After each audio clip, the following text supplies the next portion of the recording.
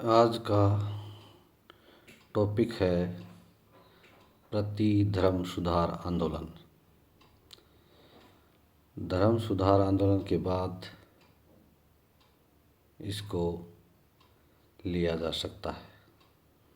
Pope और इसके अनुयायियों ने प्रोटेस्टेंट धर्म की प्रगति को रोकने और कैथोलिक चर्च की बुराइयों को दूर करने के लिए एक आंदोलन शुरू किया, जिसे प्रतिवादात्मक धर्म सुधार आंदोलन कह सकते हैं।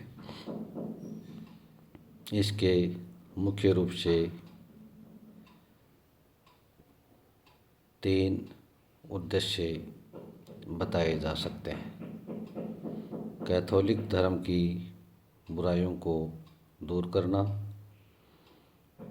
प्रोटेस्टेंट आंदोलन की बढ़ती हुई प्रगति पर अंकुश लगाना तथा कैथोलिक धर्म के सिद्धांतों में सुधार करना।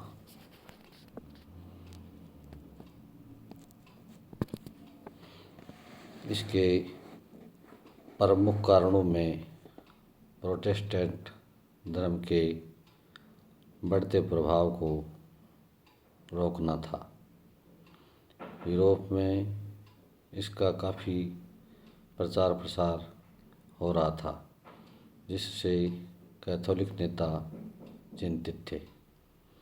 इसके साथ ही कैथोलिक धर्म के अनुयायी इस धर्म के मूल सिद्धांतों में विश्वास करते थे, लेकिन साथ ही साथ वो इसमें व्याप्त बुराइयों को दूर भी करना चाहते थे, जिसके कारण कैथोलिक धर्म में सुधार नहीं हो पा रहा था। प्रोटेस्टेंट अनुयायी कैथोलिक सरकार को असफल करने में लगे हुए थे, जिससे अनेक राज्यों में गृह युद्ध की आशंका बनी हुई थी। प्रोटेस्टेंट आंदोलन की बढ़ती शक्ति को रोकने के लिए कैथोलिक सम्राट पोप की सहायता को तैयार थे। कुछ देशों के अलावा यूरोप में अधिकांश देशों में कैथोलिक धर्म के प्रति आस्था थी। इनका विश्वास था कि कैथोलिक चर्च की बुराइयों को दूर करने से प्रोटेस्टेंट धर्म की प्रगति को अवरुद्ध किया जा सकता है। प्रोटेस्टेंट संप्रदायों में भी अनेक शाखाएं होने के कारण एकता का अभाव था।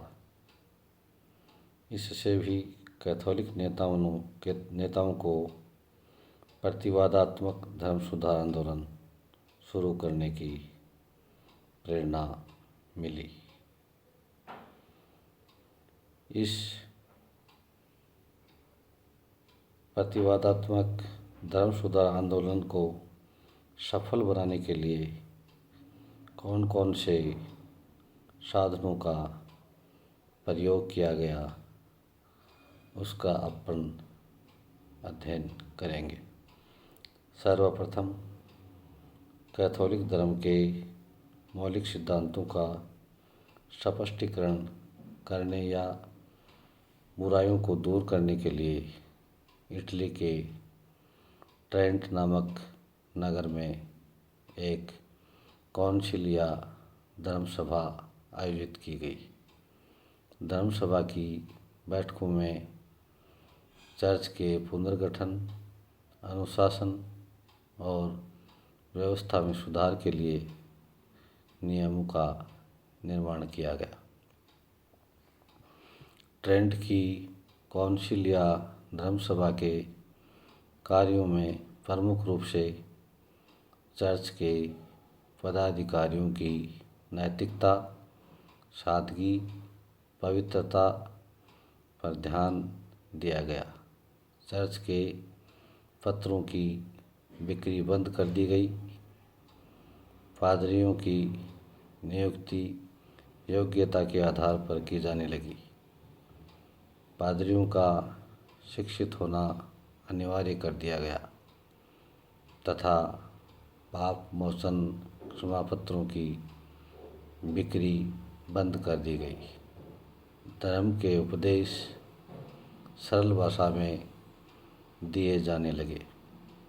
इसके अलावा कैथोलिक चर्चों में पूजा की एक सी विधि व एक सी प्रार्थना पुस्तक रखी गई, जिससे कैथोलिक धर्म के प्रचार में ज़्यादा सुविधा हो गई।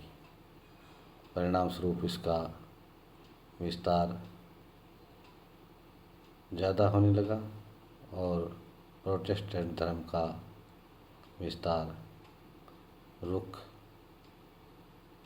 प्राय गया था। इसके साधनों में अपन ले सकते हैं जेसुइट संघ को। 1534 में कैथोलिक धर्म के सुधार के लिए जेसुइट संघ की स्थापना की गई।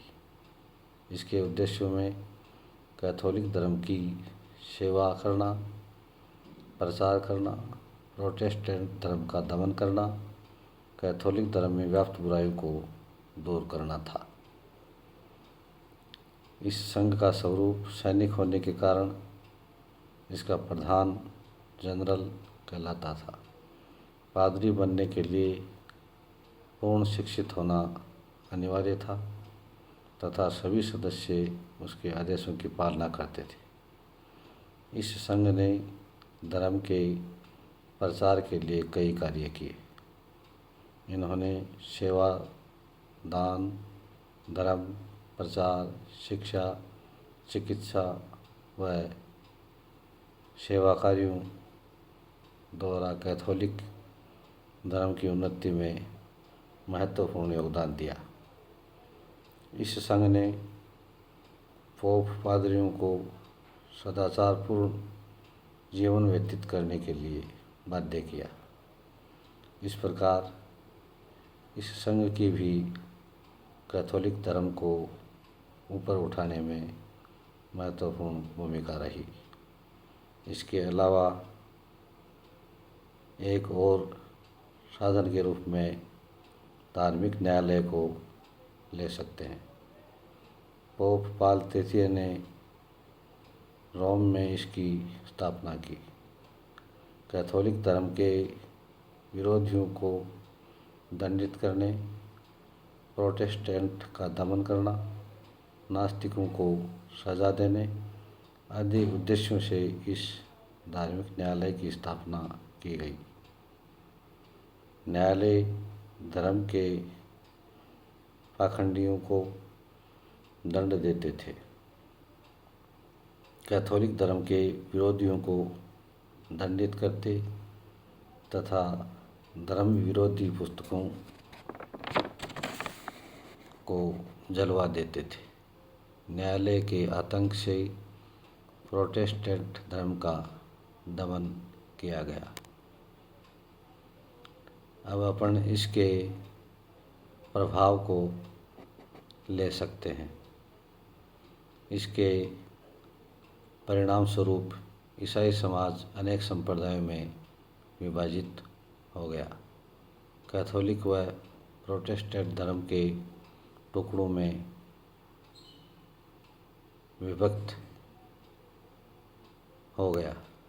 इससे प्रोटेस्टेंट धर्म की प्रगति अवरुद्ध हो गई तथा धर्माधिकारियों के जीवन में नैतिकता, सदाचार आदि का समावेश हुआ।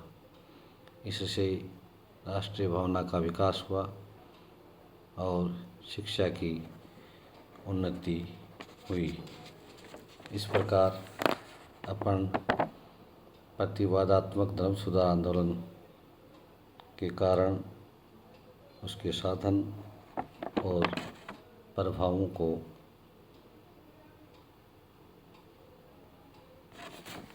विधिवत रूप से देख चुके हैं, जिसके प्रभाव के कारण प्रोटेस्टेंट धर्म